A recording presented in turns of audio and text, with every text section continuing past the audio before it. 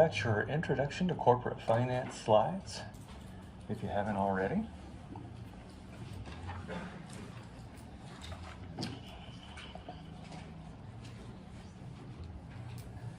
The first thing we're going to cover is the fact that we have all sorts of weird little names for corporate finance. You'll hear corporate finance, you'll hear financial management, you'll hear managerial finance, and you will say to yourself, wait a minute, are these slightly different? The answer is no, they are all exactly the same thing. So we use these terms interchangeably, so I'm sorry about that. I got to stop walking in front of this thing or my... Oh, there we go. Okay. So they're going to be used interchangeably. Don't worry about that, though. They're all the same thing. So how are we going to look at the firm to talk about corporate finance? We're going to talk about it from the balance sheet perspective. Do you guys remember the balance sheet equation? Hopefully you've had, at least 6 hours of accounting. You should know that assets is equal to liabilities plus owner's equity. And let's talk about what each of those things are. Assets are things that are owned by the firm and expected to produce future economic benefit. What kind of things would we be talking about? Any ideas? This is the part where you guys talk. Land. Yeah, land would be an asset. What else?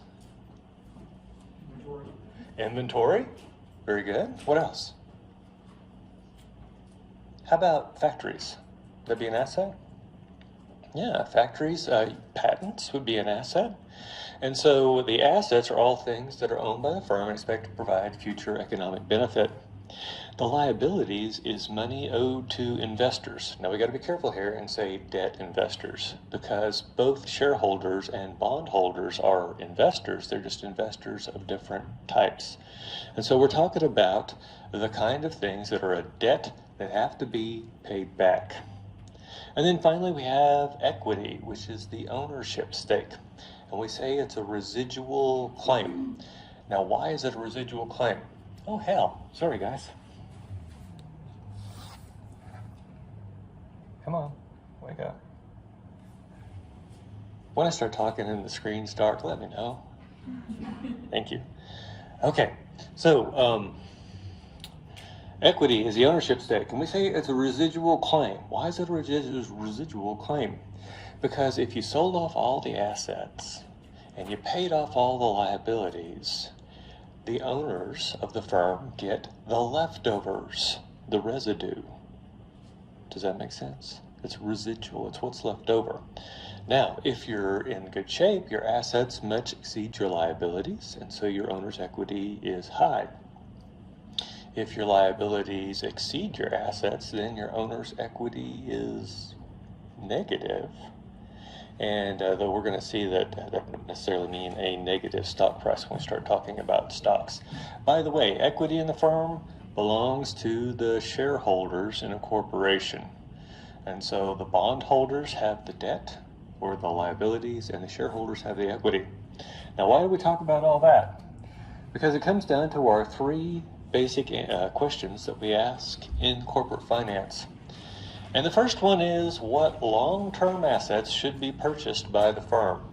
First of all, in accounting and finance, when we say long-term, what do we mean? Yeah, more than a year. And so that's long-term, and assets are those things that we're expecting to produce economic benefit going forward. We call this the capital budgeting question. Let me give you some examples of capital budgeting issues. Should we build a factory in Tunisia?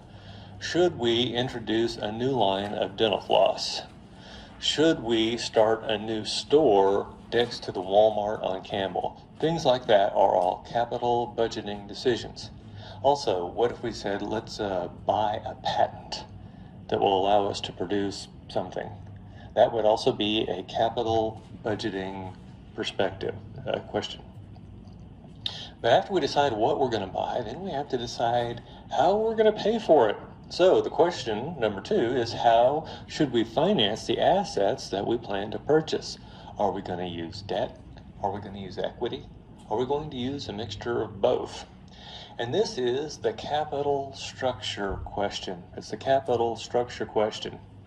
And the capital structure of the firm is merely the mix of debt and equity that we use to finance the assets of the firm.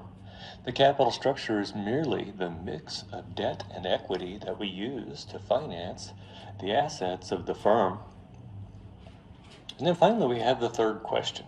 Oh, and by the way, capital structure, we're talking about long-term debt and equity. We don't have to say long-term equity because all equity is long-term. In fact, in theory, equity, it's like some people I went to high school with, it never matures, right? So it's all long-term. Debt can mature less than a year. That would not be part of our capital structure decision. It would be part of the next one. And that is, how do we manage the short-term operating cash flows of the firm? And this is called working capital management. And if you remember from your earlier classes, net working capital is just current assets minus current liabilities. Ms. Craven, what would you rather be bigger, current assets or current liabilities? Yeah, you want your current assets to be bigger because then you can pay off your current liabilities and you're going to be able to stay in business. And so that's what we're talking about here. How are we going to manage those things? And it doesn't sound very sexy trying to figure out how much to keep in the checking account. But it's actually quite important. And here's why. In fact, I think this is the most important question up here. And here's why I think that is the case. If you make a bad capital budgeting decision, sure, it's going to hurt you in the long term. If you make some bad capital structure decisions, it's going to hurt you over time. But if you've got bills to pay and no cash to pay them with, what happens? I'll give you a hint, it starts with a B. Bankruptcy. By the way, if you die in the short term, is there any long term? No. My wife and I are planning for retirement. And we've got all these great plans, but if I step out in front of a bear line bus today, which I don't recommend, it's all done for me, right? She's going to take my half of the retirement and head off to wherever. Okay, so you got to survive in the short term or you don't have a long term. And so that's why I would tell you that I think number 3 is the most important one up here, because if you don't take care of today, there is no tomorrow. Does that make sense? Okay. So let's, and by the way, chapter 1 is, this chapter is a lot of potpourri. Potpourri is just a mix of a whole bunch of stuff, so the transitions won't always be smooth here. Next, we're going to talk about financial managers in the organization. And the first group of people we're going to talk about is the board of directors. The board of directors are actually representatives hired by the shareholders, elected by the shareholders, to represent the interests of the shareholders. A lot of people get confused and think that directors are managers of the firm. They are not. They are responsible for hiring, firing, and compensating the managers of the firm. Occasionally, we will see members of the firm's management on the board of directors, and we'll talk about why that might be a bad idea here in a little bit. So, what do these folks do? The board of directors, usually what they do is they go out and they find the very best CEO that they can, and that CEO is the Chief Executive Officer. Now notice here in this diagram it says Chairman of the Board and Chief Executive Officer. Those things don't always have to go together. In fact, we recommend that they do not, because it can cause some real problems, which we'll talk about when we get to corporate governance. And then we have the Chief Operating Officer, Chief Operations Officer, Chief Operating Officer. You may hear it either way. CFO. This person is responsible for the day-to-day execution at the firm. So let's talk about the difference between CEO and COO. The CEO is usually about vision. They're usually about the external relations of the firm with other firms. So they're all that big kind of high-level stuff. The COO, the Chief Operating Officer or Chief Operations Officer, is responsible for the day-to-day tactical execution of the plans that have been come up with by the CEO. It's like at my house. My wife is the visionary. She was the one that said that we could come to school and be professors. But I am the Chief Operating Officer. I'm the one that makes things happen.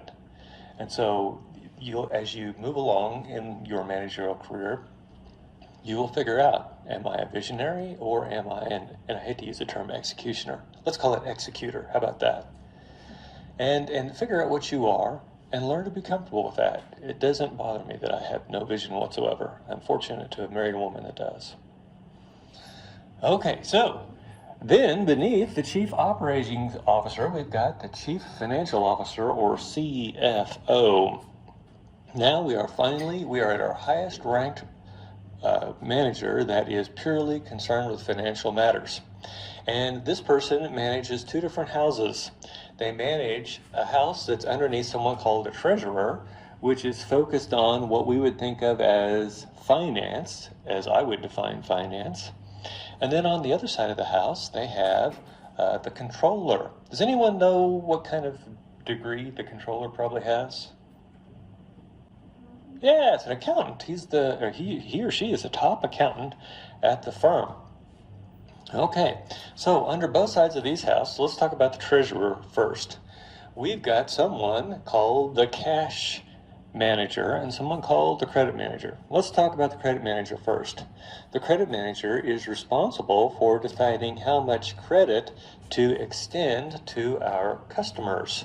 By the way, most businesses in the United States and around the world do business on credit. What does that mean? It means you order something from me, I send it to you, and you have 30, 60, 90 days to pay. Now, this is great because it helps to stimulate sales. On the downside, what could happen? Say again? Yeah, well, someone owes money to you, right? Have you ever loaned money to a friend and they didn't pay you back? Yeah, that's called default risk. And that's the risk that you run. And that's the job of the credit manager, is to say, is it worth lending this person money? When I was a sales guy, by the way, I don't know if I told you I was a sales guy, but I was a sales guy at one time. And I actually landed the largest single customer for my type of stuff in the entire country. But it was someone that we had angered 20 years ago. And so they had ran us off, and I was finally back in there. And I went to the credit manager and I said, how much credit can we extend these people? He says, and we always talked in terms of pounds because our product was in pounds. He says, oh, you can send them 500 pounds. I said, you've got to be flipping kidding me. These people run through 500 pounds in an hour.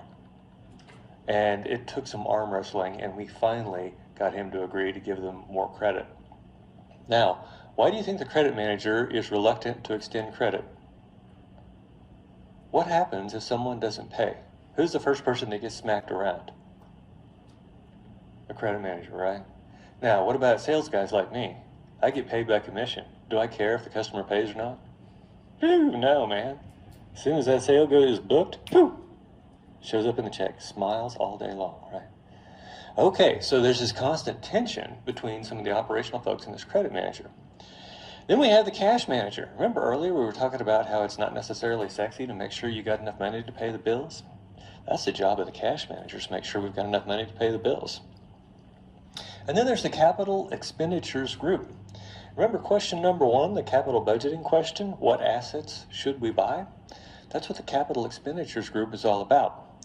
Now, do these people come up with the ideas for these projects? No. It's going to be people, engineers, and the people in operations that figure out where the money needs to go.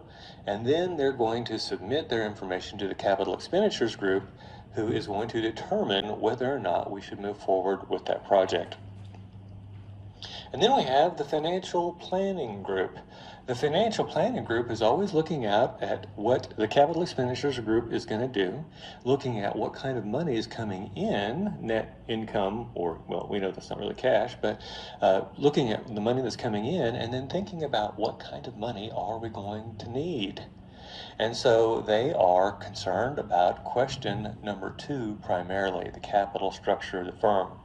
If we're going to go build a new bank branch in Bermuda, we're going to have some money for that. And the financial planning group is all about, should it be debt, should it be equity, and when should we issue that debt or equity in order to be able to pay for that new branch in Bermuda. Any questions so far? Okay, let's go over to the accounting side of the house now. I'll switch sides of the podium here. Let's talk about who the controller is. We've already mentioned the controller is the chief accountant. And in fact, the word is a French term, Comptroller, but it's pronounced controller, and so we have just anglicized it, and we call it the controller. Confuses the fire out of people because this person does not actually control the firm. Does that make sense? An air traffic controller, well, I don't guess they control the air traffic either, right? The pilots do. So we should probably just scratch that term. Okay, so now who's under the controller? Keep in mind, these are usually accounting people. Number one's the tax manager. By the way, if you are a firm, what should your goal be regarding taxes? You want to pay more? No, you want to pay less. But you want to pay the least amount you can pay and not what? Not break the law, right? And so that's the job of the tax manager. I don't know if you guys have ever looked at the revenue code. Oh, it's disgustingly huge.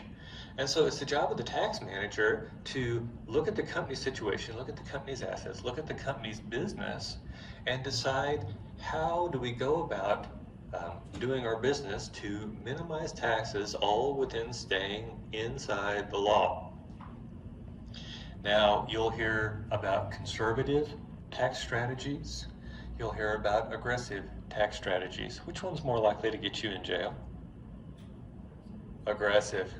I'm working from home. My wife's working from home. In theory, I could take a write-off for that office area that we sit in every day at home. That is the single most probable thing to get an IRS audit. Do I want that guy at my kitchen table looking at my stuff? No. I'm not a lawbreaker, but I still don't want to have to drag all that crap out and have some bureaucrat sit at my, and by the way, that's where they sit, at your kitchen table. My dad offered him a cup of coffee and he says, oh, we're not allowed to take gifts. I'm like, it's just Maxwell House, come on.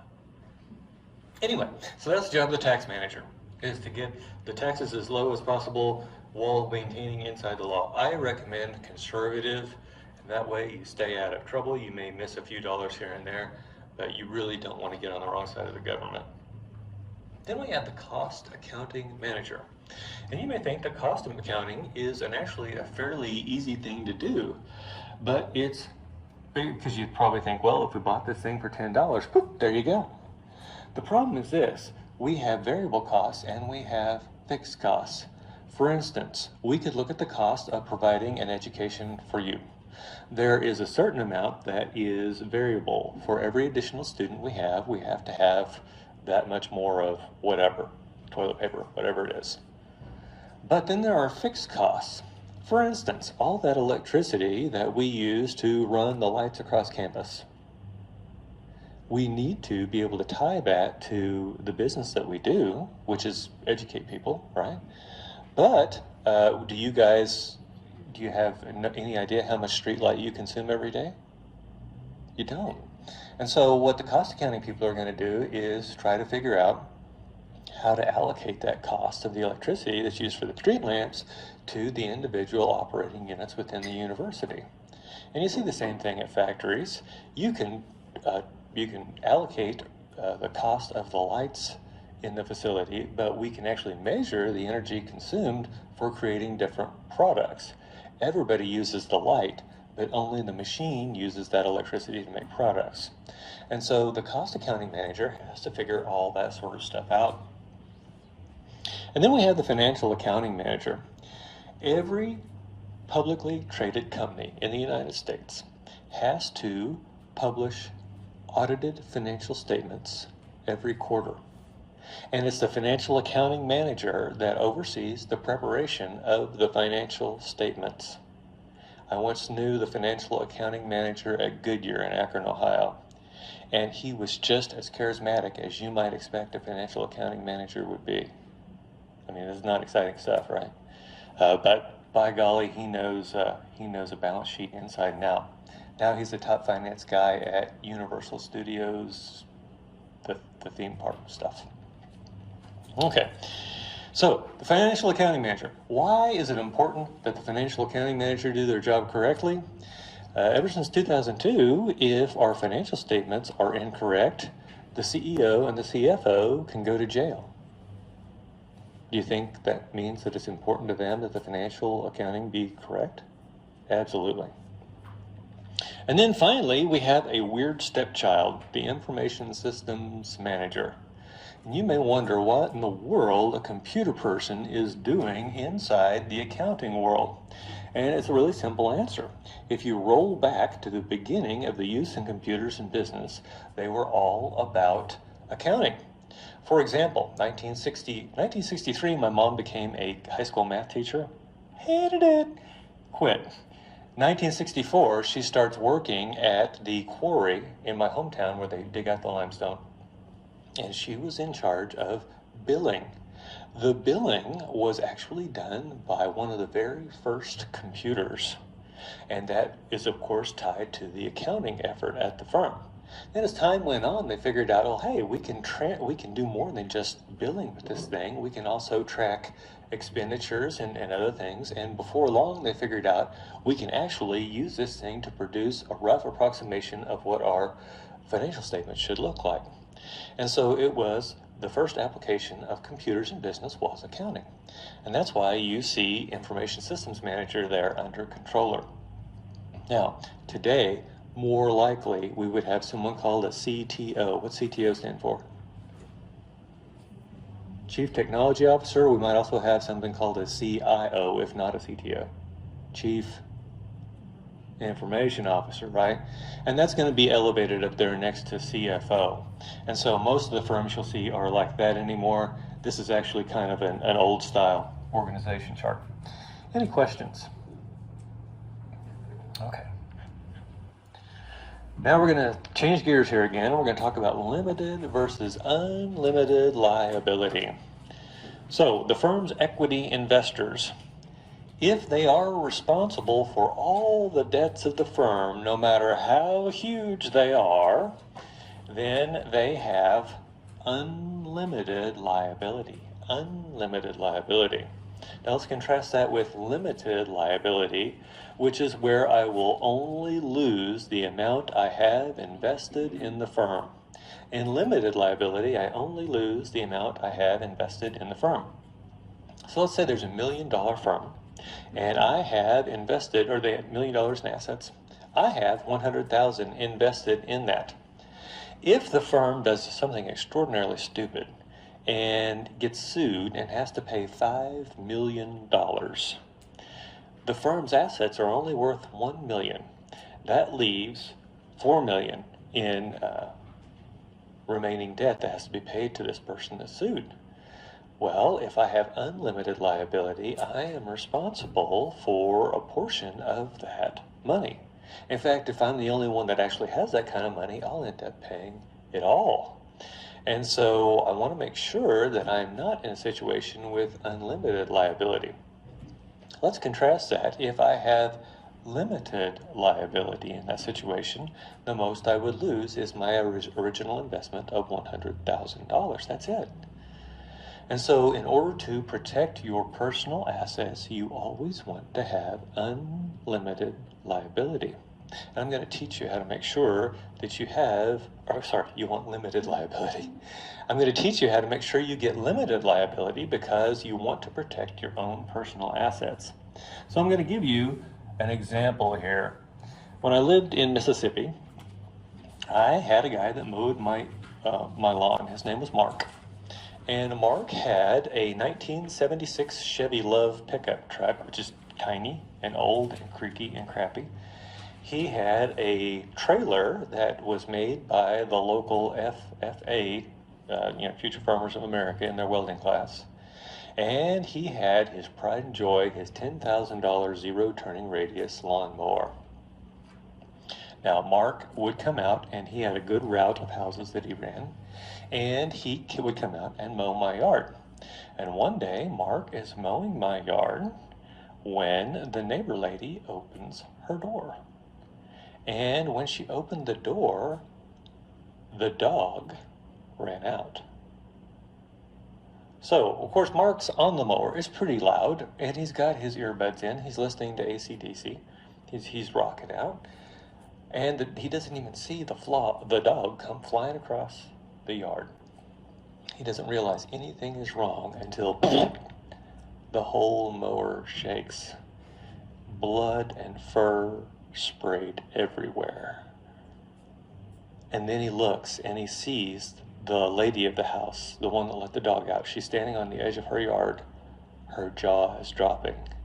And then he looks behind her and he sees 3 little kids. And they all just witnessed their dog, Sir William Fluffmeister, be vaporized right there.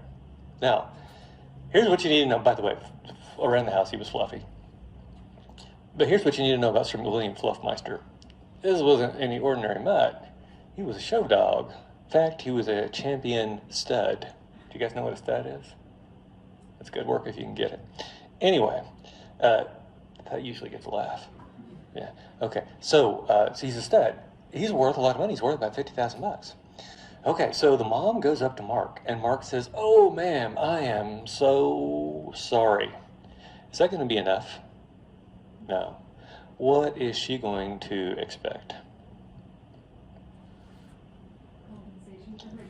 Compensation for the dog. But will she be happy with just $50,000? Oh, yeah. Oh, you could be a lawyer. She needs to be compensated for what who's my other lawyer in here? Listen to her, if you could learn. Okay, so, pain, suffering, the terrible stress on these children. Okay, by the way, Mississippi is a judicial hellhole. It's the best justice money can buy. What does that mean? It means the decision goes to the people with the bigger pockets because you can usually pay off the jury. I don't know if you guys realize stuff like that still happening in the U.S., but it does. So Mississippi is one of those places where it happens. Anyway, so, of course, they sue. And they go to court. And the lawyer opens up with what she says. "Ladies and gentlemen, this dog," by the way, it's my Mississippi accent, "this dog was not just a mere dog. He was a champion show dog with a long and illustrious history. Additionally, this dog was more like a family member to these sweet children you see before me today. The same children who witnessed their dog turned into nothing more than red spray and white fluff all over their neighbor's yard. Ladies and gentlemen, surely you can agree that these fine people are entitled to $5 million. Mark's lawyer gets up and makes his arguments. And then the jury steps out. And the jury comes back. And sure enough, they have decided that Mark needs to pay $5 million. The judge says, and by the way, the judge has the same accent because I can't do more than one Mississippi accent. $5 million? That's insane. I'm going to lower that judgment to $2 million. Whew, I bet Mark's breathing easier now. Do you think Mark has $2 million? No. So Mark goes home to his wife. His wife says, "So, how was court today?" He says, "I got to pay him $2 million. She says, "Well, I guess you're going to lose your business." And he says, "No, it's worse than that because I have unlimited liability. Not only am I going to lose the business, meaning the truck, the mower, the trailer, any kind of money that was in that business account, we're going to lose our house. You're going to lose your car. We're going to lose the kids' college fund. All that is gone. Anything up to $2 million, and you know we ain't got $2 million because I'm mowing yards in Mississippi, right? Does that make sense? Okay, now, why do I tell you this story? By the way, do you think there was really a dog that got killed in my yard? No. Actually, I had a young lady sitting in the front row right here. She starts crying during this story. I said, "Oh, honey, don't cry. It's bullshit." and I always will try to tell you at some point, usually after the story, that it's bullshit. But the reason I tell you the story is to give you an intense mental picture of the importance of having limited liability, the dangers of having unlimited liability. I always want you to remember that, even though you are now scarred for life because you've heard about the dog. So how do we get rid of this unlimited liability? Well, it comes down to the legal form of the firm that we choose. And by the way, as owners of the firm, it's our choice. That's one of the great things about this country. Go ahead. Is there ever any benefit to having unlimited liability, and why would Ignorance. Let me repeat the question. Why would anyone want unlimited liability? And the answer is that nobody wants it. The answer is that people walk into it without even realizing it. And that's exactly what Mark had done in my story. And I'll give you an example of a real-life, no-bullshit person who had unlimited liability. Luckily, I got to him before an old lady fell and broke her hip in his business. By the way, do you think old people's hips break when they fall? Old people fall because their hips break. Isn't that weird to think about? Their old bones are so brittle and eventually, and then they flop over. Well, they assume their hip broke when they hit the ground, but it was already broken before they hit. News you can use. Okay, back to the story. So, how are we going to get rid of this liability problem? It comes down to the legal form that we choose, and we're going to talk about 4 different legal forms. Now, there are more than this, but this is to give you the basic idea. And the first one is the sole proprietorship. A sole proprietorship, sole means only or one, and a proprietor is an owner, so a sole proprietorship would be a one-owner firm. Now, how do you become a sole proprietor? We're probably going to have some bad weather, and it's probably going to snow, and you guys will be trapped at home, and you'll be bored, and you'll say, phew, I could use this opportunity to make some money. And so you dig around and you find a snow shovel and you start going door to door shoveling snow. Guess what? You've just become a sole proprietor. It's really easy to become a sole proprietor. All you have to do is engage in some sort of business other than employment in exchange for money, and bada bing, bada boom, you are a sole proprietor. Now, why is that so dangerous? Because you have unlimited liability, just like Mark, and just like my former student, Nick. I won't tell you Nick's last name, protecting the guilty here. Nick was my student way back when, and he keeps dropping by every once in a while. And I had just taught this to a group of Chinese EMBA students. And they said, certainly no one would be stupid enough to be a sole proprietor. And they happened to be, 4 of them happened to be sitting in my office when Nick dropped by. And I said, Nick, what are you doing these days? And he says, oh, I actually have a small store. I said, tell me about your store. And he went on to tell me about the store. And then I said, okay, tell me this. Are you a sole proprietor? And in that minute, he realized, because he'd heard this talk too. He says, I was so busy getting the building rented and getting the inventory and hiring the clerk that I did not bother to take the simple step it would have taken to get rid of my unlimited liability. Now, this is a true story. Now, what's even more funny is how, when he left, my Chinese student says, he must be really stupid. Here's the trick. Entrepreneurs usually aren't lawyers, right? Unless it's like Brad Bradshaw or one of those guys. Right? They're usually not lawyers. They're usually not finance people. They're usually not accountants. And so do they actually think of this first thing? No, you're going to start a cake decorating business. Why? Because you're really good at decorating cakes. Do you know squat about the law? No. Do you think that people might sue you over a cake? Nah, doesn't even enter your mind, right? And so that's how we end up with so many sole proprietors. In fact, this is a great test question. By the way, when I say this is a great test question, you should probably pay attention. The most numerous type of business in the United States is a sole proprietorship. The most numerous type is a sole proprietorship. There are a bunch of these, and it's usually because people haven't even considered the alternative. Okay, so we've discussed that there is unlimited liability with sole proprietorship. Does it have double taxation? Well, let's talk about, first of all, what double taxation is. Double taxation is where the company must pay taxes and then the owners must pay taxes separately. For example, in corporations, which we'll get to here in a little bit, they have to pay corporate income tax, and then they pay out dividends to the shareholders, and the shareholders also have to pay tax. That's double taxation. But at the sole proprietorship, the profit for the sole proprietorship is treated as ordinary income to the owner. And as a result, it's taxed just like the money that the university pays me, except for, of course, they've got to pay self-employment tax too. And so there's not double taxation for sole proprietors. Is it easy to transfer ownership? You might say, "Phew, it'd be real easy because all Mark would have to do is sell his truck, his trailer, and his mower." But is that the entire value of Mark's enterprise?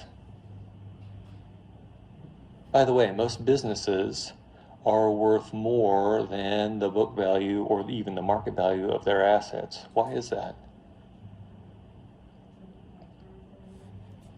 Say again? The customers they have? Yeah. So Mark has a customer list. And by the way, most of the people who pay to have their yard mowed aren't around when the guy comes to mow the yard. And so Mark could easily find someone, well, not easily, he could find someone to sell the business to that can continue that route. And that route has value. And his brand name, Extreme Lawn Care, I don't know what was so extreme about it, but it was also a valuable thing. Everyone knew Extreme does a good job, right? And so there is value to the firm over and above the assets. So I'll give you an example.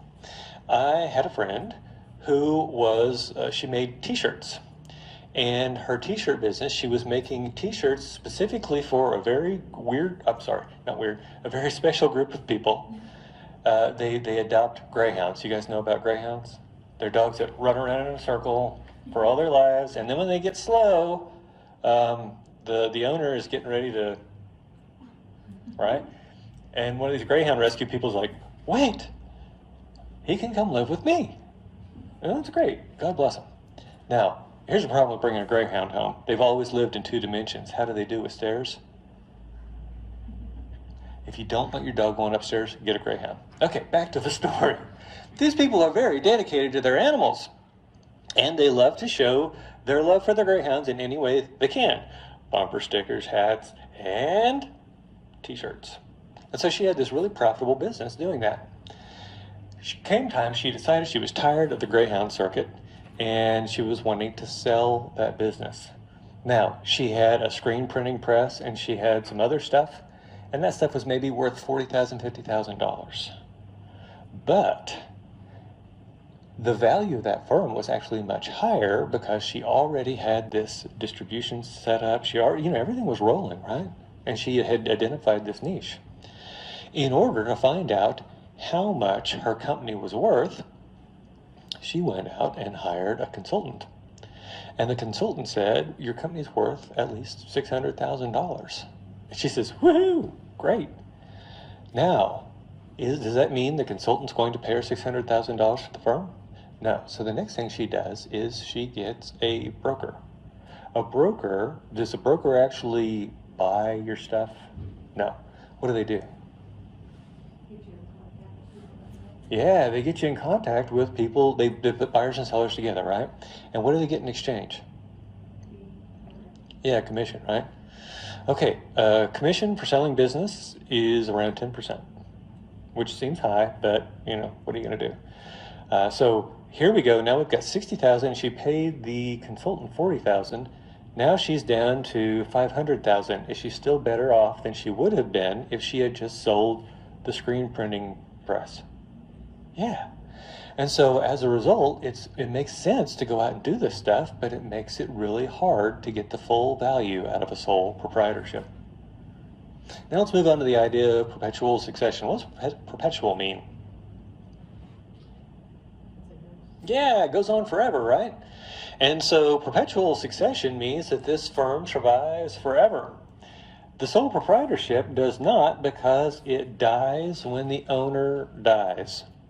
Now, most of you are really young and you probably haven't contemplated your own mortality yet. I'm going to give you that opportunity today. We are all going to die. Barring a supernatural event, we are all going to die. And if you're a sole proprietorship, at that point, the business, the legal business, dies with you. Now, do the assets disappear? No. Can you pass on the business to your kids? Sure. Let's say you pass it on to your daughter. She's now a sole proprietor. It's a new sole proprietorship. So the business can go on, it's just not the legal business goes on. The operations can continue. Okay, and then we have easy capital raising. Is it easy to raise capital? And the answer is no. And I'll tell you another true example. In fact, this guy to this day does my yard. He's a former student, MBA student, entrepreneurial guy. He's running probably the second or third largest landscaping group here in Springfield. But he wanted to get started, and we're talking. He says, I said, well, what do you want to do? And he told me, and I said, well, probably the place to start's a bank. And so he goes to the bank, and he sits down with the loan officer. And like many enthusiastic entrepreneurs, he says, I have a dream. And the banker says, wow, what's your dream? He says, I want to have the best landscaping business in all of Springfield. And the banker says, wow, that's great. He says, what do you need to get started on your dream?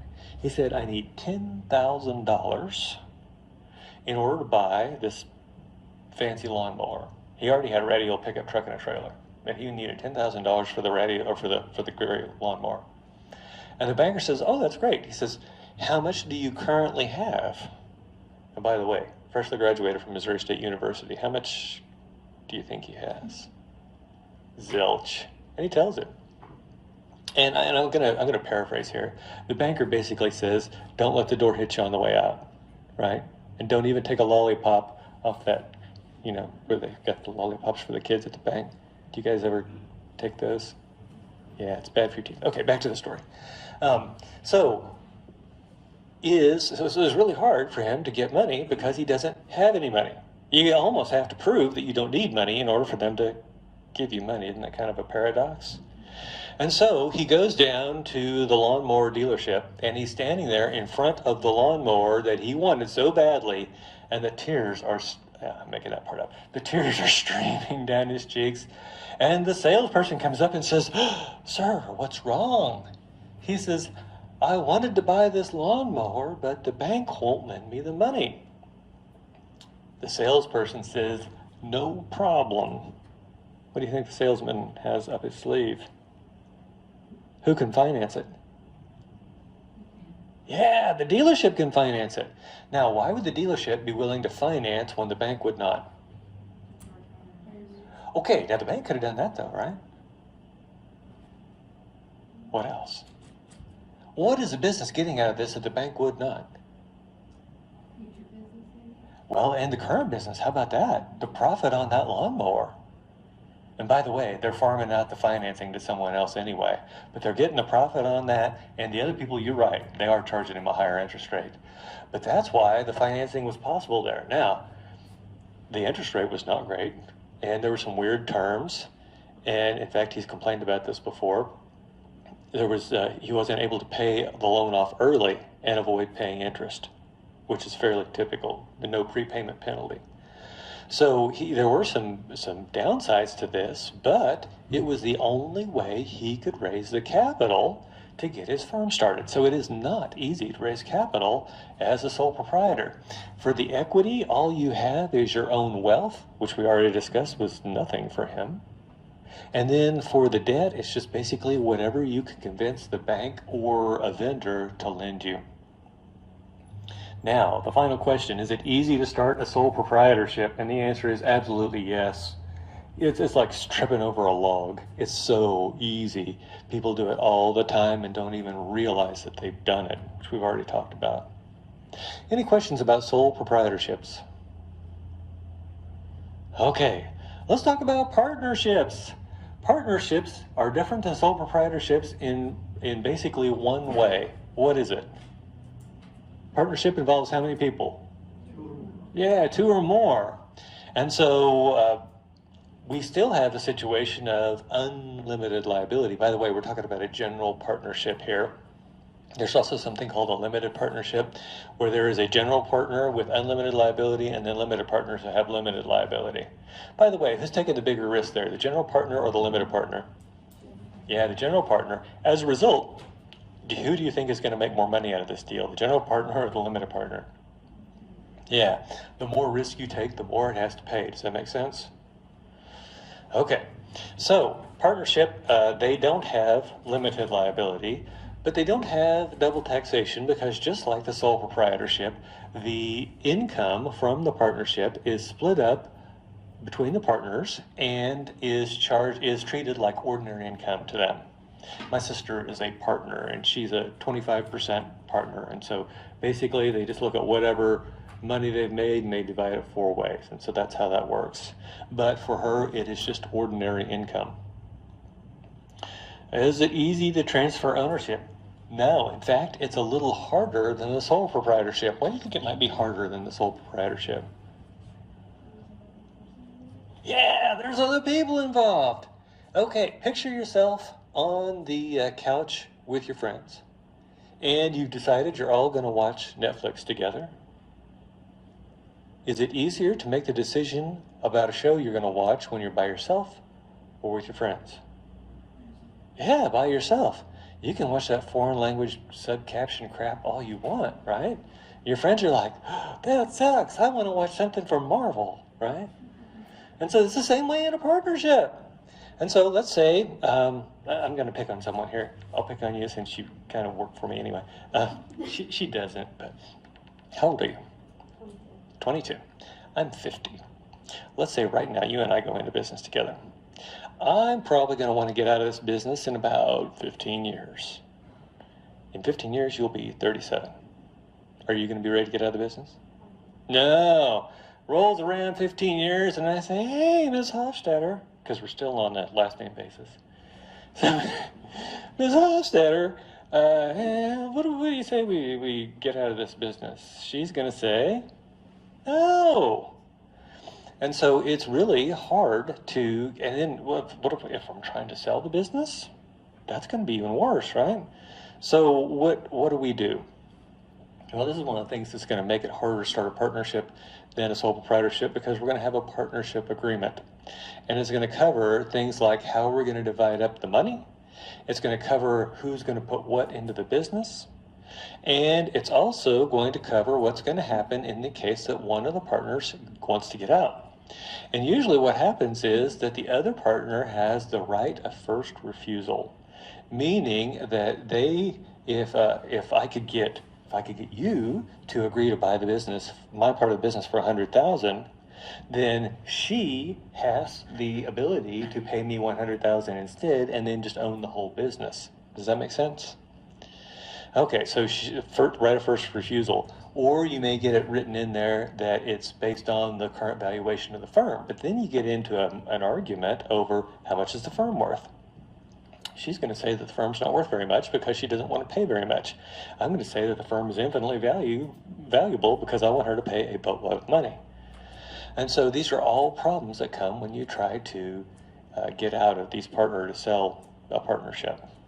Any questions?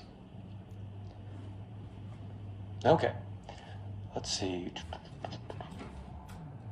There is no perpetual succession in the partnership. In fact, it's worse than the sole proprietorship because it's which one of us dies first. That's when the partnership ends. Even if, and I'm going to assume that I die first, even if I die and leave everything to my dogs, because I don't have any kids, leave everything to my dogs, where was I at? Oh, that partnership's over, right? And then you would have to negotiate with my dogs about forming a new partnership. Just try treats. They'll do anything for treats or a belly rub. Okay, so there is no perpetual succession. Is it easy to raise capital for a partnership? The answer is it's easier than it is for a sole proprietor. And here's why. Because it's not just my wealth. It's my wealth and her wealth combined are the equity, possible equity for the firm.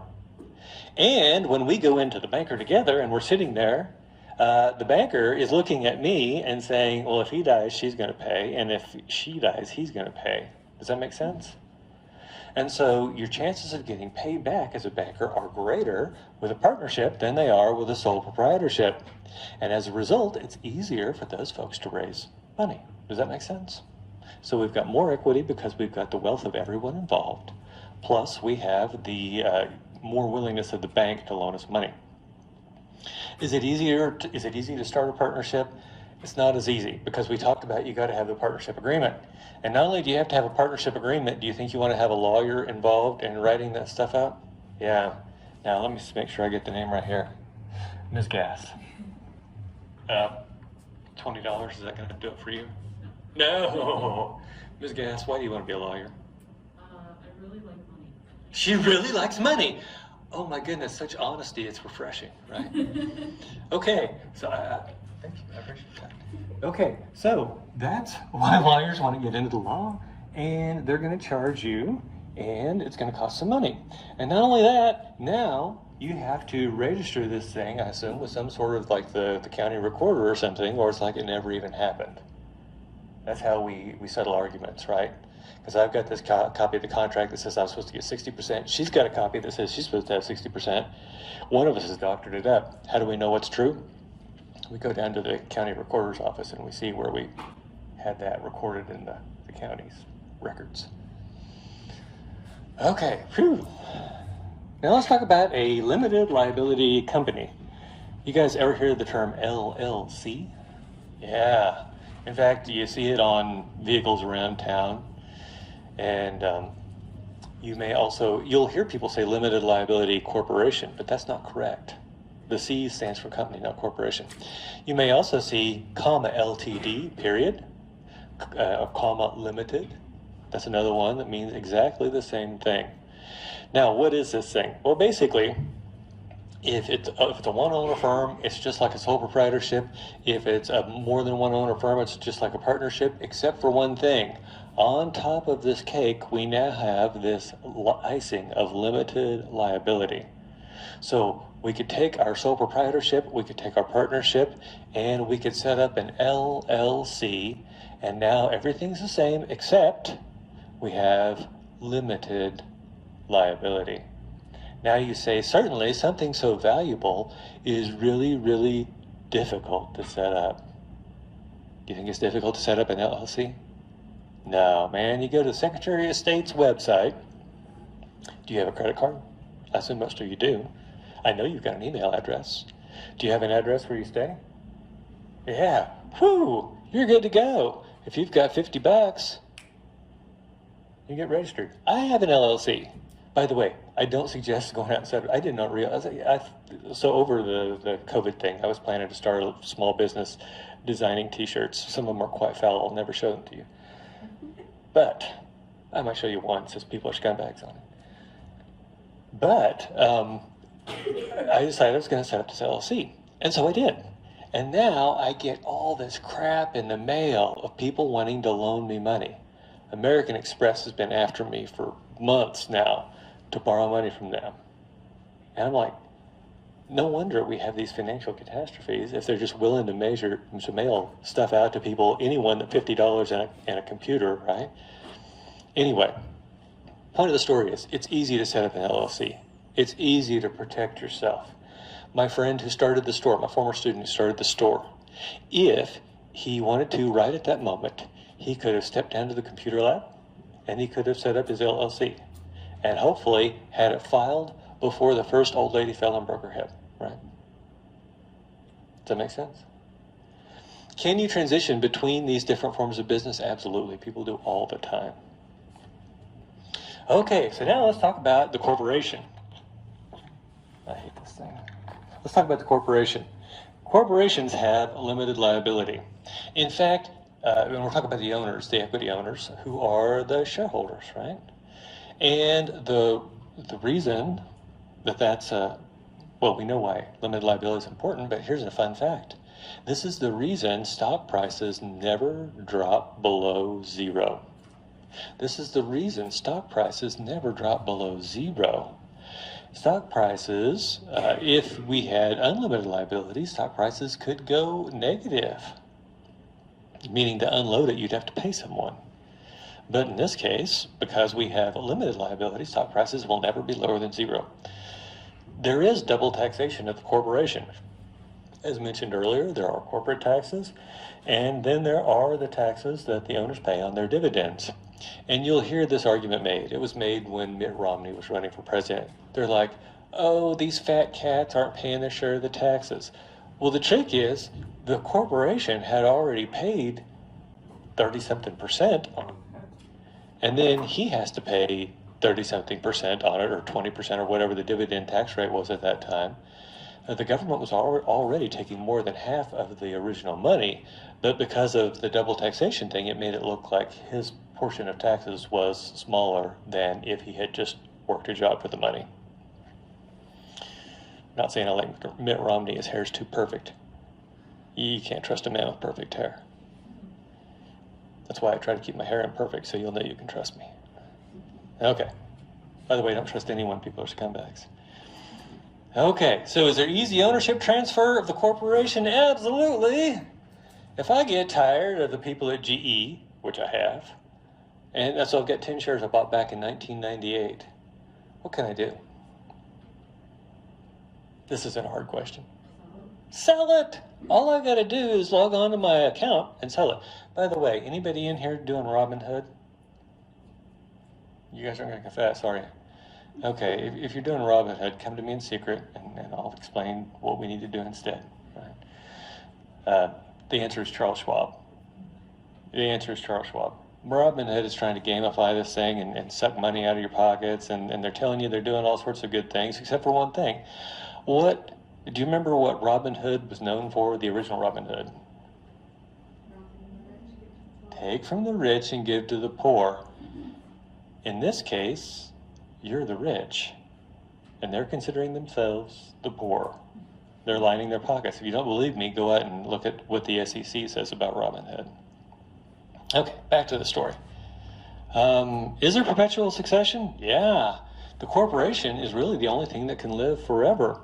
In fact, there was a Scottish bank that had been around for like 500 years and would still be around if it wasn't for some trader in a back office in Singapore that made a hugely disastrous bet back in the 90s and just destroyed the whole thing.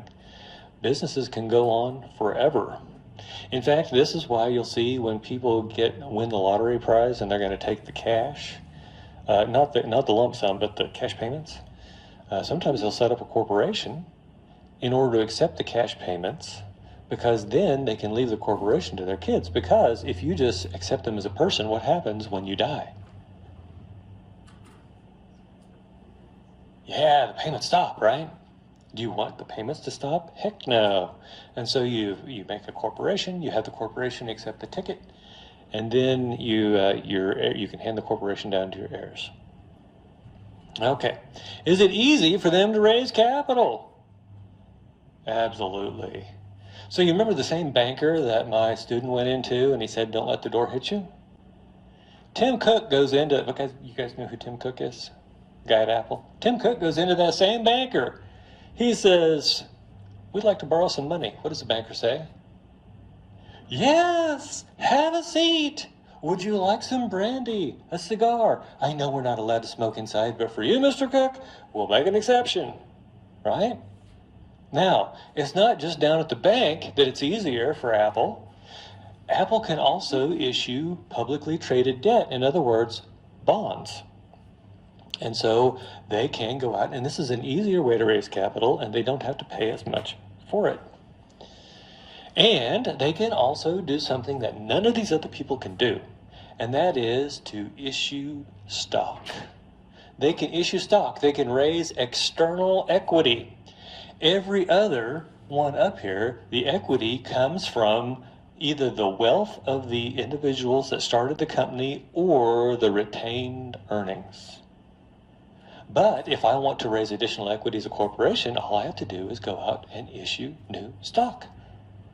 And so they have way, way, way easier time of raising capital. Is it easy to start a corporation? No. Corporations are under a stricter scrutiny. They have to be registered with a state, usually Delaware or Nevada. By the way, Delaware has very friendly corporate laws. Nevada's corporate laws are beneficial because they refuse to report anything they know about your company to the federal government. What kind of people would be wanting the ability to not have their business known by the federal government? Yeah, scumbags, right? So whenever I see someone has incorporated in Nevada, I'm like, yeah, that's a tax cheating scumbag right there. Okay, let's see. It's really hard to scratch your nose in these things. Okay, so you've got to obey the laws, you've got to sign up, it's difficult to do, and then there's ongoing scrutiny. You have to file reports with the state where you've got this corporation. And if you are publicly traded, meaning you have shares out there on the stock exchange, you have to submit your financial statements once per quarter to the SEC, the Securities and Exchange Commission, and if those are not correct, you could go to jail. And so it's corporation's not, it's a lot harder to do than these others. So you might be asking yourself, why in the world would anyone want to be a corporation? And the answer has to do with the ease of capital raising. Let's roll back to 2004, and Facebook is just getting started. You've got Mark Zuckerberg, and let's call him Ralph, and they each have 50% of Facebook. And along the way, they decide that this Facebook thing is such a huge opportunity that they don't have the capital to invest to make it everything it can be. And so what do they decide to do? They decide to do an IPO. And in that IPO, they sell half the stock of the company. And you say, well, wait a minute, why would they want to go from having 50% apiece down to having 25% apiece? And the answer has to do with something you see in the pizza parlor. When you walk in and you see those pizza pans on the wall that tell you what size the pizzas are, if you cut this pizza into different size pieces, are you actually making more pizza? No. I once heard an idiot say, you better cut that pizza into 16 pieces because I'm really hungry. It doesn't work, right? Here's what's going on. What Mark and Ralph realized is that 25% of the extra large pizza is more than 50% of the small pizza. And so they're willing to put up with other owners, they're willing to put up with double taxation, and they're willing to put up with the kind of scrutiny that goes along with being a corporation in order to get that easy capital raising that allows them to grow the business at the rate that it's possible to grow. Does that make sense? So if you've got just a nice business that's growing 3%, 5% a year, should you switch from an LLC to a corporation? Absolutely not. If you've got the next big idea, like Airbnb or something like that, should you switch to being a corporation? Absolutely you should. So, shifting gears again, what do we care about in finance? And the answer is cash flows. Why? Have you ever tried buying your groceries with accounts receivable? So, you walk up, you're with your friend at the gas station, you put your 6-pack of beer on the counter, and the guy says, that'll be $10. And you say, get it from my friend, he owes me $10. How often does that work? Never, right? And that's like trying to buy groceries with accounts receivable. You can't do it. It's like trying to pay your rent with net income. Can you pay your rent with net income? Is net income even really cash? Do I have any accountants in here? No one's willing to confess. Okay, so net income is not cash, and we'll get to why that is later on. And so why is it important? Well, look, first of all, we have to have cash to pay our bills. And what are the two things we've got to do here? First of all is identifying the cash flows, because as we've discussed, these accounting numbers don't necessarily represent cash. And so we're going to have to make some adjustments to get back to cash from what the accountants talk about. Accountants also don't seem to care much about the timing of cash flows, at least not as much as I do. And there's two reasons we should care about the timing of cash flows. First of all, there's this esoteric idea of the time value of money. Money you receive sooner is worth more to you, right? If I tell you, would you rather have $100 today or $100 at the end of the year, I know what you're going to choose. Then there is a simple idea of the timing within the operating period. If I've got a bunch of bills coming due next week and I've got a bunch of money coming in next month, I could still go bankrupt in the meantime. And so the timing of those cash flows is important. So what's the goal of financial management? I doubt we'll get through all this today, but we'll get started. A lot of people, especially who are my marketing people here? Oh, wow. So we got marketing and lawyer. I remember that. Marketing. Okay. When I worked in industry, you would see them hanging around the water cooler, the marketing people. How can you tell they're the marketing people? They're dressed better and they're prettier. You know, it just happens. I'm an engineer, right? Wearing blue jeans and steel-toed boots. Okay, so the marketing people, you see them at the water cooler. You're like, hey, man, did you see the market share numbers for last month? And the other one says, yeah. And then they like jump into a high five. Don't ever do that. Okay, so, and they're really stoked about market share. But should that be the goal? No. Why not? What are some nasty things I could do to increase my market share? Some stupid things I could do. Yeah. Think about this. I don't know what a Big Mac costs. I only eat McDonald's in China. But let's say it's $3.50. Do you think they could sell more if they sell them for $1? Yeah. Do you think they'd gain market share from Burger King and Wendy's? Absolutely they would. What's the problem? Yeah, it destroys the profit, right? You could totally destroy a company seeking after market share. Anybody know of a company called General Motors? Yeah, so let's roll back to the 1960s. General Motors is king. There's these huge, big gas-guzzling cars driving around, and they really didn't have a lot of competition. Then a couple things happened in the 1970s. Number one, the oil shock. There was a war and some people got upset and cut our oil off. And then that led to the entrance of Japanese cars into the U.S. market. A company called Toyota. Have you ever heard of them? Yeah. So my dad's hunting buddy Wayne, because everybody where I'm from has a hunting buddy, comes over one night, this is the early 70s, and he's driving this little bitty car. And he pulls in the driveway and he honks. Right? Because it's a little bitty car. And we go down, and my dad says, Wayne, what the hell is this thing? And Wayne says, it's a Toyota. And my dad says, a toy what? Okay, now, Dad says, well, how much did you pay for it? And Wayne told him, and Dad says, wow, that's cheap. He says, well, what kind of gas mileage does it get? And Wayne told him, and it was phenomenal. My dad says, I'll bet that piece it's going to leave you on the side of the road. Wayne still had that vehicle 10 years later. Not a thing wrong with it. Now, what do you think starts happening to Toyota's market share? Starts climbing.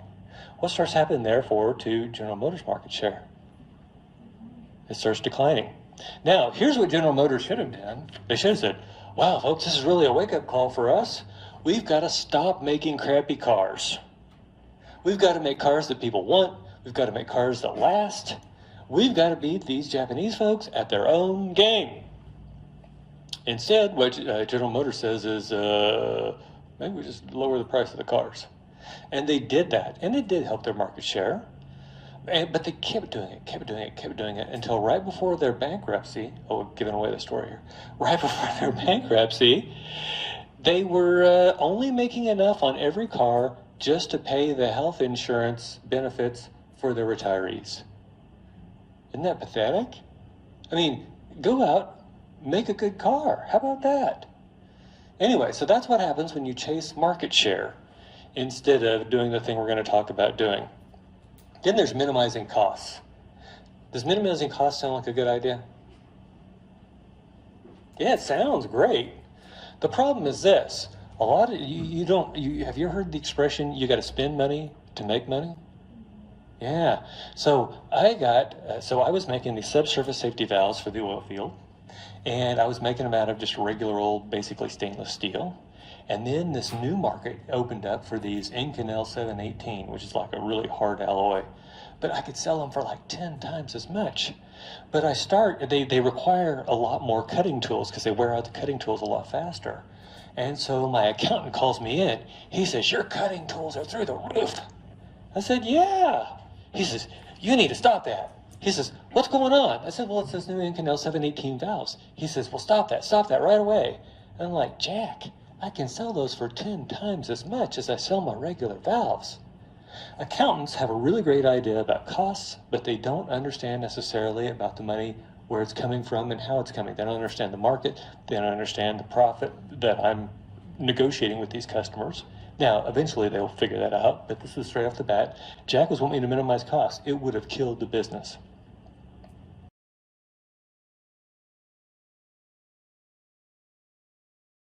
Let me give you a little example a little closer to home. Let's say horse meat prices are about half what beef prices are. There's a local steakhouse named Jim's. What if Jim's were to start serving horse meat instead of beef? It would cut their costs in half. What would happen? So here I would go and I would have my steak, and I'd say, hey Jim, this steak, it tastes a little different than normal. He's like, oh yeah, we started using horse meat instead of beef because it cost half as much. He says, we call it filet mignon. Right? That's my horse noise. Okay, what's the problem? Has he saved money? Has he minimized his cost? Yeah. By the way, Jim's runs on regulars. You guys know what regulars are? What are regulars? Yeah, people that come back. My wife and I are in this one Mexican restaurant like 3 times a week.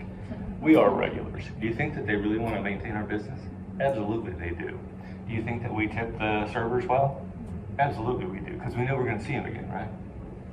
Okay, back to the story. Minimizing costs could drive gyms out of business. You got to be careful. By the way, Jim has never served horse meat, so don't go around quoting me that Jim did. Okay, then our next one is to maximize profits. Maximizing profits sound good to you? Of course it does. Of course it does. So profits, though, the problem is we measure profit as net income, and net income is an accounting figment.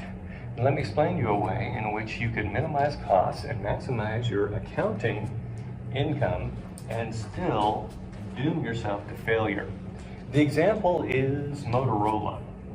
Motorola back in 2004. How many of you can remember 2004? Oh, damn. Okay. So let me tell you a little story. Then Motorola had this tiny little phone. It was so sexy. This is before the iPhone. So sexy, little clamshell. Oh, it was amazing. It was called the Razor. Everybody wanted one. Everybody wanted one. And so they came out and I got my wife the one in silver, and I got the one in black, and then they came out in pink. Dr. Roselle, who's in charge of the MBA program, she had a pink one. That's what all the cool kids had, right? Now, they are posting huge net income. Everybody assumes it's because the sales on that Razor are so great that the profits are going up. But here's something else that Motorola was doing that people didn't realize. They had also cut their R&D expenditures. They had cut their R&D expenditures, and R&D is kind of weird. It has to be expensed in the period in which it is done. Now, the R&D, I'm carrying there it is.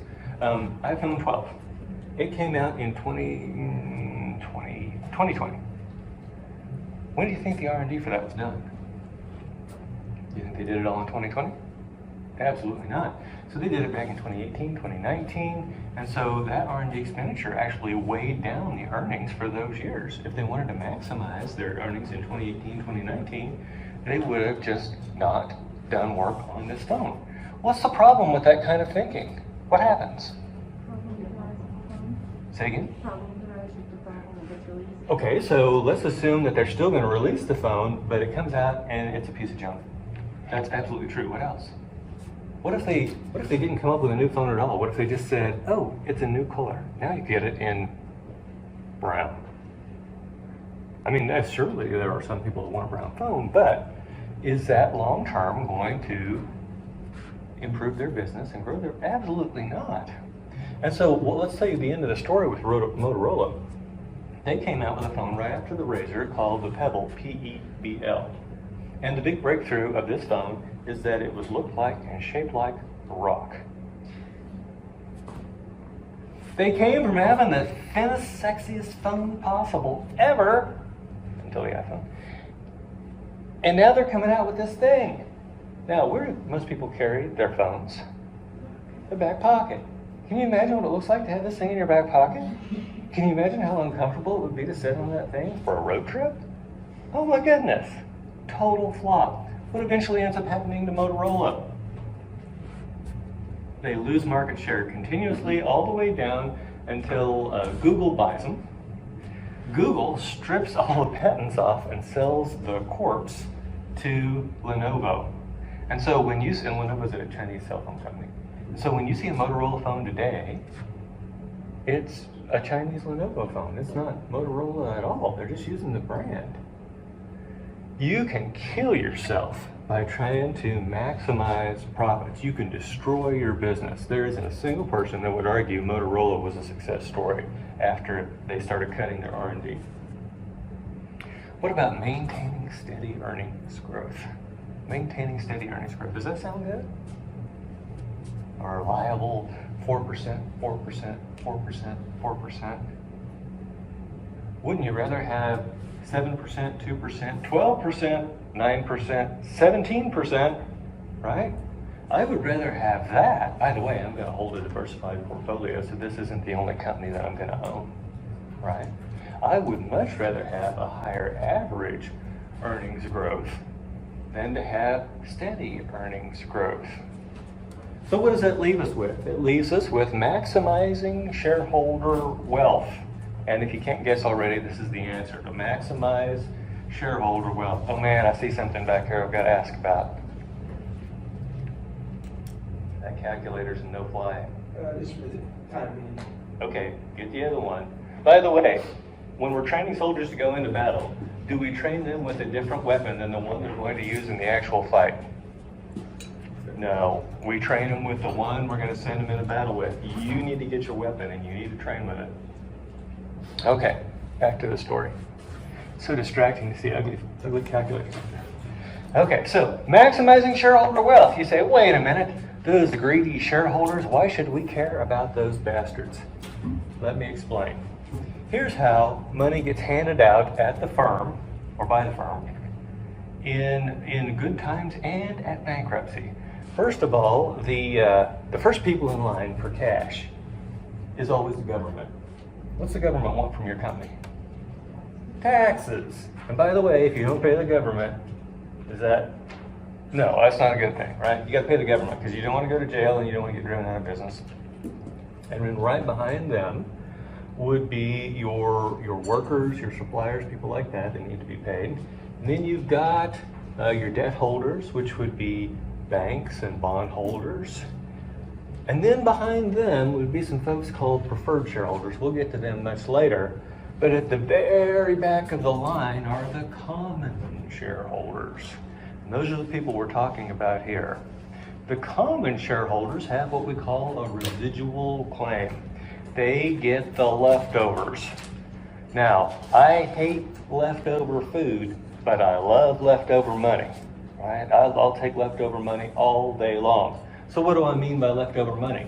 It's the money that shows up after we've paid our taxes, paid our workers, paid our suppliers, paid our debt holders, paid our preferred shareholders. Any money that's left over goes to this common shareholders. If we take care of them, if we make them rich, it means we have met all of our other obligations, every single one of them. Does that make sense? And so I don't have to worry about these other folks. I focus on making these folks at the back of the line happy, and if I do that, then I have made everyone else happy too. Now, here's the problem with finance. We have many different ways of saying the same thing.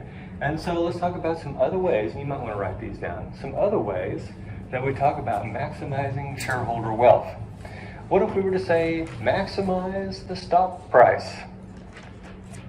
Maximize the price of the common shares. Yeah, that would do it. You know, we're only talking about the role that the company plays in their wealth. You know, they could inherit or whatever. We don't care about that. We're worried about what we're doing for their wealth. So we could say maximize the common share price. We could say maximize the market value of the common equity. There's all sorts of things that we can say. What else? Maximize share price. I've already said that one. So I think that gets the idea. And so if you see a question that says, what's the goal of financial management? What I want you to do is go through and cross off everything that doesn't sound like it's maximizing shareholder wealth. I guarantee you, at least one of you will select maximize earnings. You just will. That's not right. You got to look at what is maximizing shareholder wealth. Any questions? Okay. Now let's talk about stakeholders versus shareholders. There's this big argument between finance and management people. By the way, that's my house, right? It's me and my wife. Between finance and management people about who should we focus on. And of course in finance we know we should focus on shareholders. The management folks talk about stakeholders. So let's talk about what a stakeholder is. It's someone that has an interest in what's going on at the company, but they do not have any money at risk. They don't have any money at risk. They don't have an equity stake, but they do have an interest in what's going on there. First of all, let's talk about the employees. The employees are definitely stakeholders, so are our customers, and so are our suppliers, and the government, and sometimes we could even throw in the environment. Some people throw the environment onto this list. And they say, oh, no, you can't just focus on the shareholders because there's all these other people involved. And I'm going to show you why taking care of the shareholders makes sure that we take care of these people. And I'm also going to show you why it's a bad idea to give our managers these goals based on stakeholders. First of all, let me explain to you why taking care of the shareholders takes care of the stakeholders. Let's start with employees. I'm an accountant. I'm working at a manufacturing firm, and I see that our labor costs are very high. What's a simple way to cut your labor costs? Okay, we could fire people, but what if we need everybody we've got? Lower the wages. Yeah, you can just lower their wages. Poof, problem solved. I'm going to cut everybody's pay by 1/2. How do you think that's going to go over? No. So we had this expression when I was in industry. It's called right sizing. That's where the smart people leave. What do you think's going to happen when we cut everybody's pay by 1/2? The smart people leave. Who are we left with? Knuckle draggers, mouth breathers, you name it. The people who can't get jobs elsewhere. Does that make sense? I trust none of you are knuckle draggers or mouth breathers, or I wouldn't use those pejorative terms. Okay, so let's think about, that's employees. I can't do that. You say, well, wait a minute. Oh, and by the way, the workers that are left, they're demoralized. So do they work as fast? No. So what do? I hire a little guy in a leather suit with a whip to come in and whip the employees to make them work faster. How do you think that's going to work out? How's that going to end? I'll ask Ms. Gass. Ms. Gass, what would you advise these employees to do? Get another job. Oh, you got to go to law school. Because the first answer to everything is always sue. Sue. Oh, you guys, obviously, this is in violation of, and you would list off all the crap it's in violation of, and then you get sued. Now, if we do these things to our employees, maybe short term it looks good. What does it do to the value of the firm in the long term? If I'm maximizing shareholder wealth, am I going to do this kind of stuff? No, you got to take care of your employees. Secondly, the customers. You say, well, wait a minute. What if we just tell the customers? So by the way, let's think about Starlink. You guys know about Starlink? Anybody know about Starlink? No nerds in here? What's Starlink? That's Elon Musk's ability to put satellites all over the world to create like global Wi-Fi. Yeah, it's global internet. And it sounds like really great. But here's the problem. If you call up and ask for help with your Starlink, does anybody answer the phone? No! Do you think they're maximizing shareholder wealth? No. If they were maximizing shareholder wealth, they would have some customer service. Okay. What about our suppliers? Do you think suppliers are important? Yeah. And so let's assume that you're doing a commodity product. So you could buy it just anywhere. Gasoline's a commodity product. You can buy it just anywhere. If you make one supplier angry by not paying them, what can you do? Go to another one. So it sounds like, hey, I could just keep going around making suppliers angry. Not a big deal. There's a problem. There is a system, a firm called Dun & Bradstreet. And what they do is they call up suppliers and they say, hey, how is Haggard about paying his bills?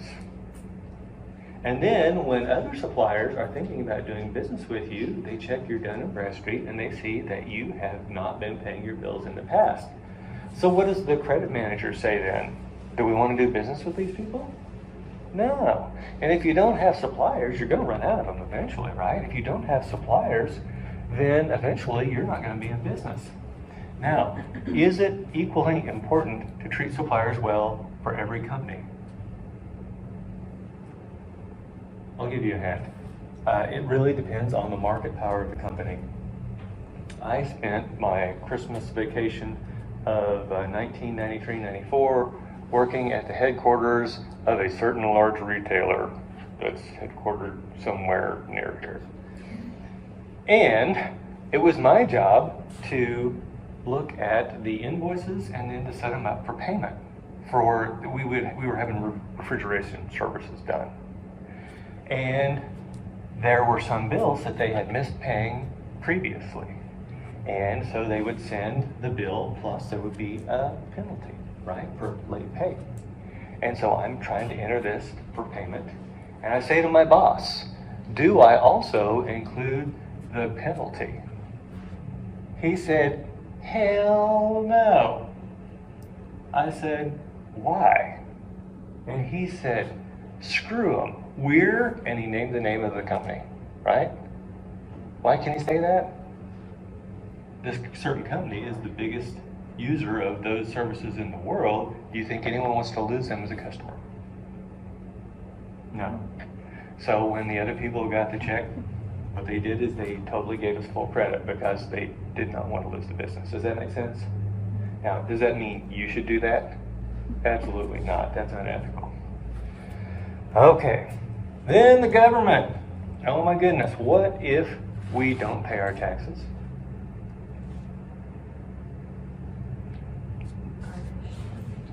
Well, that's as individuals, they'll come after us. By the way, you can do time in prison for skipping your taxes, just as Wesley Snipes, right? Yeah, he's like old enough to be your grandpa, isn't he? Okay, so just ask Wesley. There are a lot of people who have been to prison. In fact, I know one personally who went to prison for tax evasion. Of course, he was also running a Ponzi scheme. That's where he got the money that he didn't pay taxes on. Yeah, if I can have him in to talk to you sometime, I will. Okay, so we definitely don't want to make the government mad, because if we do, the company is going to be in a world of hurt. Is that good for the share price? Absolutely not.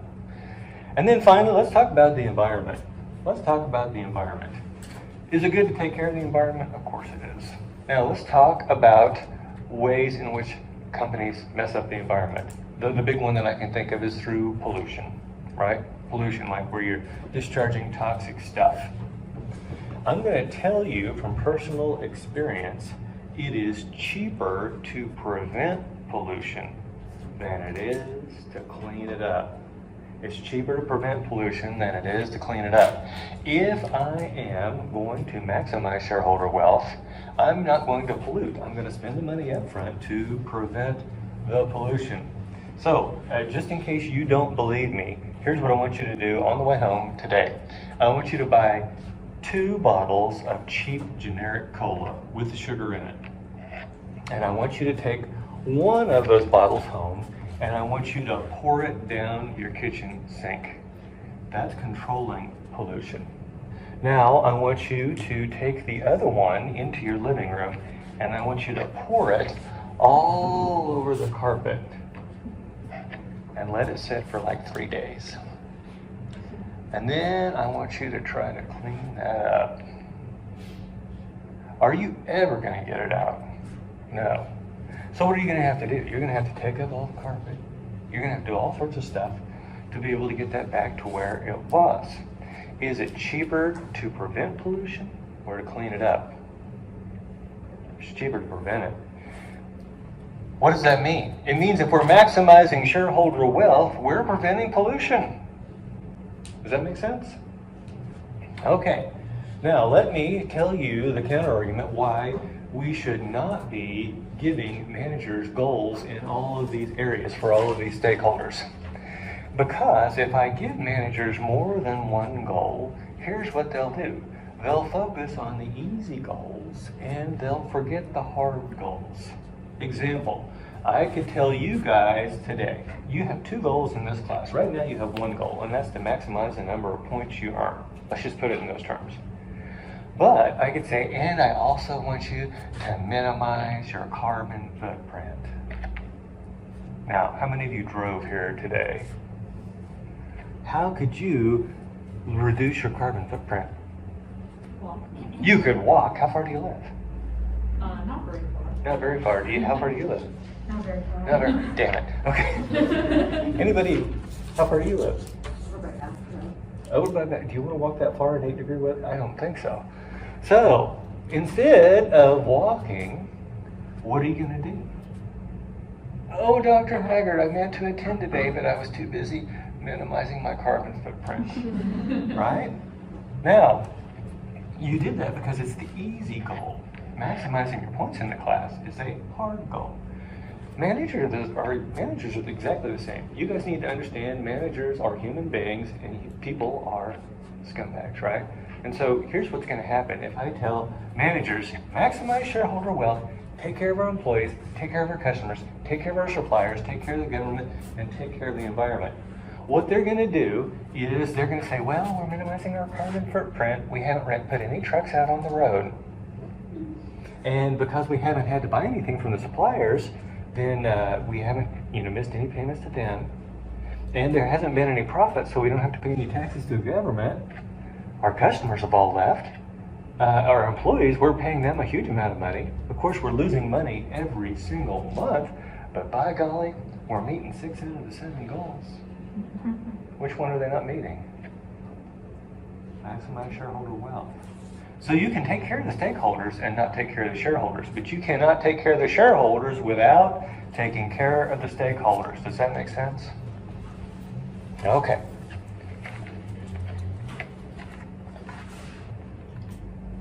Let's talk about regulation.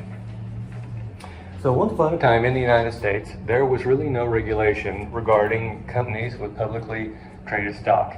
If you roll back to the 1920s, firms didn't even have to publish their financial statements. In fact, even if you were a shareholder, you were not entitled to the financial statements of the firm.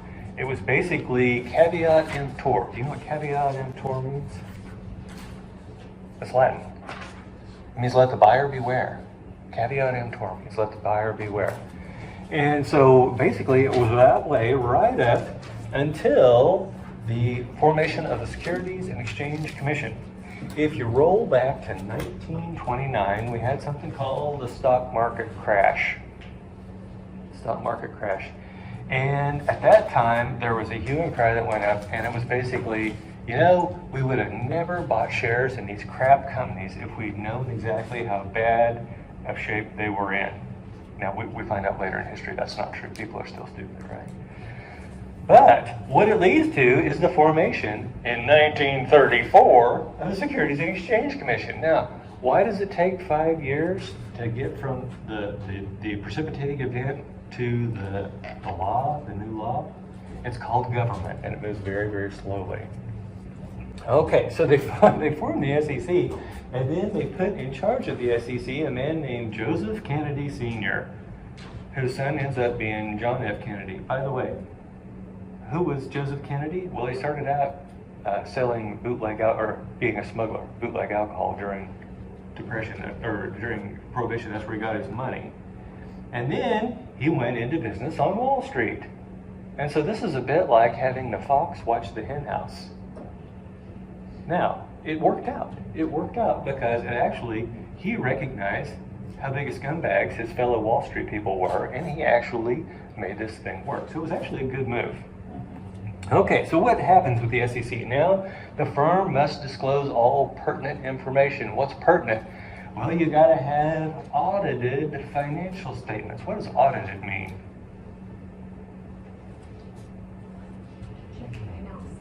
Yeah, checked by a third party.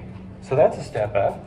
Also, if there's something that is going to be material to your business, it must be disclosed as soon as you learn it. What does material mean?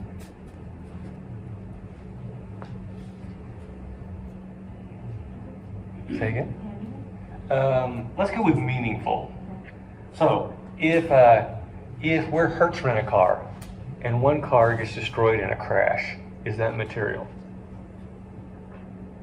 No, it's not all that important. You don't have to make a press release about today we had a Ford whatever get wrecked. You don't have to do that.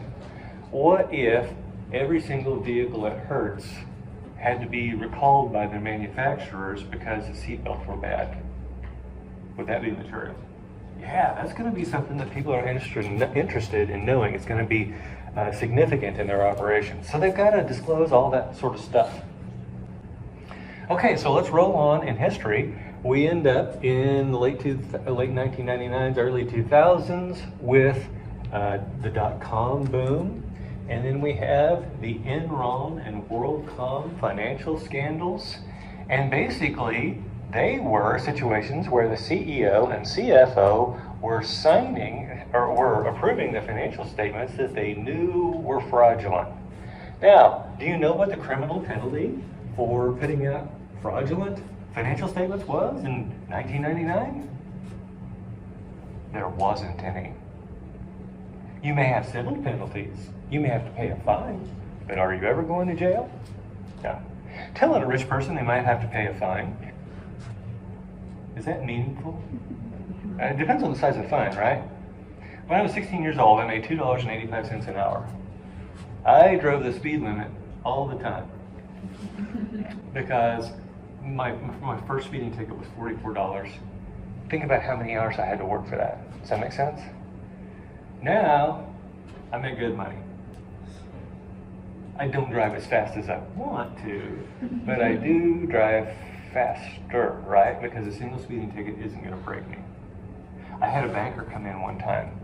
He got busted for doing 100 and something miles an hour out on the interstate. Or no, it was actually in St. Louis. And he got his lawyer, by the way, lawyers cost money, but he's got plenty. He got his lawyer to get it talked down to a parking ticket on Lindbergh Avenue. Yeah, now, the fine was huge, because parking on Lindbergh Avenue, wherever it was a bad deal. But my point to you is this: if you've got enough money, fines aren't a deterrent. Now, rich or poor, do you want to go to jail? No, folks.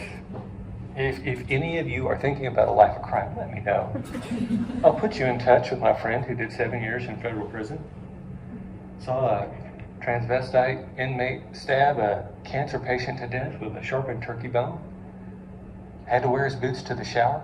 Carry a plastic chair with him to defend himself in the shower. I'm not kidding. These are all true stories according to him. You don't want to go to jail. So that's what happens in 2002. We have the Sarbanes-Oxley Act. And basically it says, number one, the CFO and CEO must attest to the truthfulness of the financial statements. And number two, if they're later found to be fraudulent after they've attested to them, then the CEO and the CFO go to jail. As a result, we'll get to that in a minute. Okay. And then finally, let's talk about trading on inside information being illegal. What is inside information? Yeah, it's material information that is not publicly disclosed. So, for example, the year is 1994. I'm at Halliburton corporate headquarters, Houston, Texas.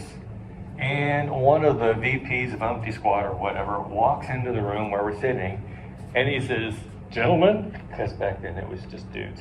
He says, "Gentlemen, I can't tell you what the earnings numbers are going to be tomorrow, but I can tell you to buy stock today." What's he really saying?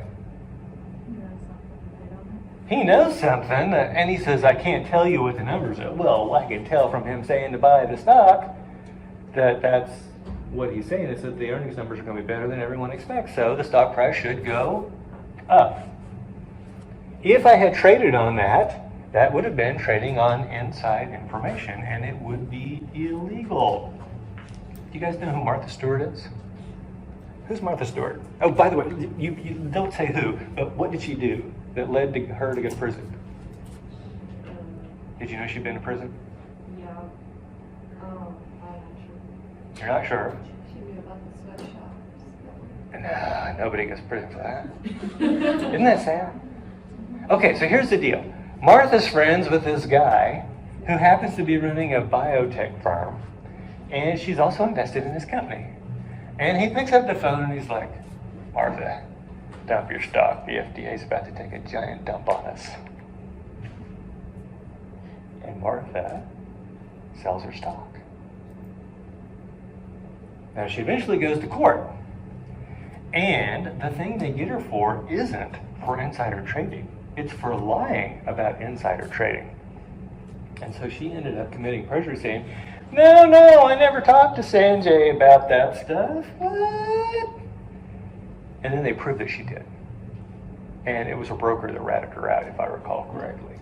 And so they ended up nailing her for perjury, and she ended up going to camp, they call it Camp Cupcake in Alderson, West Virginia. Camp Cupcake is a minimum security women's prison. Now, it sounds nice, doesn't it? Camp Cupcake. Would you want to go there? No, absolutely not. Okay, so don't do that. Well, by the way, why is it wrong to trade on inside information? Who is the victim in this? It sounds like a victimless crime. Who's the victim? Being the firm? Say again? Maybe like the firm? Now the firm's doing. Holding the stock. Yeah, what about all the other people? Wouldn't you like to have known about Sanjay's company taking a dump? Absolutely, right? If you'd known, you would have sold your stock, right? And so she's left holding the bag. She's got some worthless stock now. She could have gotten rid of it yesterday if she'd known, right? So it's the other shareholders who are the victims of these kinds of inside information trading. I have a friend who's, go ahead. So I feel like 90% of the time they don't catch people. Oh, right? she is so right. Okay, so, I hate to do this. Your chances of getting busted for insider trading are fairly low. Let's talk about who they go after. The Chinese have this expression called kill a chicken to scare the monkeys. I don't know why they want to scare the monkeys, but, so they're going to kill one animal to put a bunch of them in line. That's what the SEC does. So who are they going to go after? They're going to go after high-profile people. Martha Stewart, these big Wall Street banker guys, they're going to go after them. People who sit on the boards of companies, they're going to go after them. A 50-year-old finance professor at a Midwestern State University. What are the chances that they're actually going to pursue charges against me? Slim. I've never done it. So you're right, I've never been caught because I never did it. I do speed, I confess to that. Okay, so here's what's sad. Now, a federal prosecutor I knew, and still know, actually said this to me. He said, here's the bad thing. Crime actually does pay, on average. The problem is this. Do you want to be the poor schmuck that gets caught? And if you're still thinking that you want to engage in this activity, I'll bring in my friend and he can tell you about what it's like to sleep on four thread count sheets. Good ones are 400, They were teasing about it. These were 4 thread count sheets, means 4 threads per inch, like burlap. Oh yeah, oh yeah, and the indignities of having to strip naked in a group of other, with 100 people before you get put on the airplane to go to another prison, and then how they chained them up. I don't know if you've ever seen the movie Con Air. Yeah, that's real. My wife audited them when she was with the Department of Justice. The planes are better though. But they're all chained up like this, and they give them a little lunchbox, and it's got 2 pieces of bread and a piece of wrapped cheese, that cheap plastic cheese, and some bologna. And he says, "Have you ever tried to make a sandwich with your hands cuffed?" He says, "It was really bad." He said, the guy next to me says, what are you here for?" He says, he was a meth dealer. And he has the guy next to him. He says, "What are you here for?" He says, "I murdered a bunch of people." and my friend says, "Would you like my sandwich?" He's a hoot. Okay. So, do you understand? It's illegal. Don't do it. And even if you don't have an ounce of morality in your body, it's in your interest not to do it, because going to prison, even if you think it's a low probability, you multiply it by the huge cost of going to prison, which is huge. It's still not worth it. Okay, let's talk about complying with regulations are costly for the firms. I've got to have someone that actually knows the regulations working for me to make sure that we're complying. And I have to have auditors that are checking to make sure that we are actually following the rules that the chief regulation guy tells them about. And so that's going to cost money. I have to have lawyers. And here's the really sad thing. These accounting scandals of the early 2000s were caused by accountants. And as a result, now businesses have to hire more accountants. They're creating their own demand. Isn't that sick?